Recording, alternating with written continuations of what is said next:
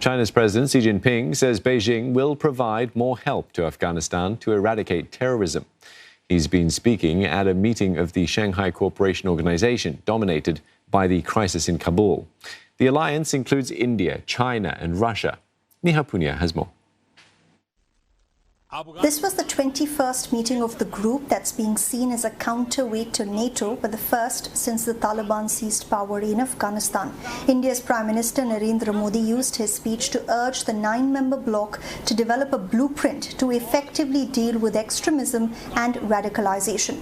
Mr. Modi said that the biggest challenges facing Eurasia now are linked to peace, security and a trust deficit, and said that the recent developments in Afghanistan have made these challenges abundantly clear.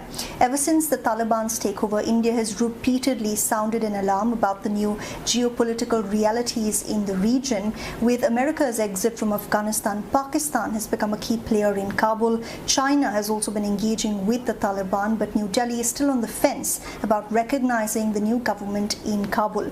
In his speech, Mr. Modi also took a veiled dig at China and its Belt and Road Initiative that New Delhi alleges runs illegally through a section of what it calls Pakistan-occupied Kashmir.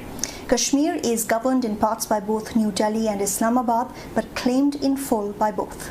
Connectivity की कोई भी पहल one way street नहीं हो सकती। आपसी trust सुनिश्चित करने के लिए कनेक्टिविटी प्रोजेक्ट को कंसल्टेटिव, पारदर्शी और पार्टिसिपेटरी होना चाहिए। इनमें सभी देशों की टेरिटोरियल इंटीग्रिटी का सम्मान निहित होना चाहिए।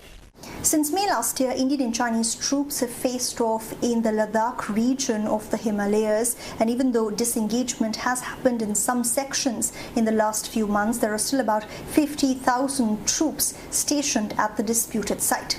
Earlier this week, when the Indian and Chinese foreign ministers met at the sidelines of the SCO, New Delhi said restoration of peace is essential for better bilateral ties.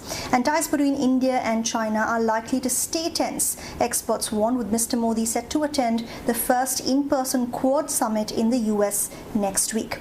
New Delhi has said that China must not view its relationship with India through the lens of a third country.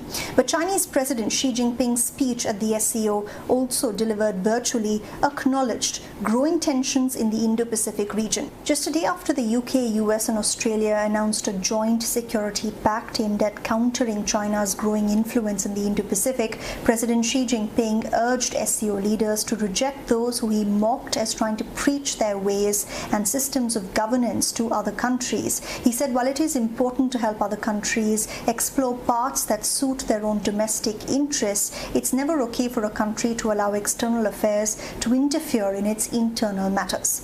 Neha Punia, CNA, New Delhi.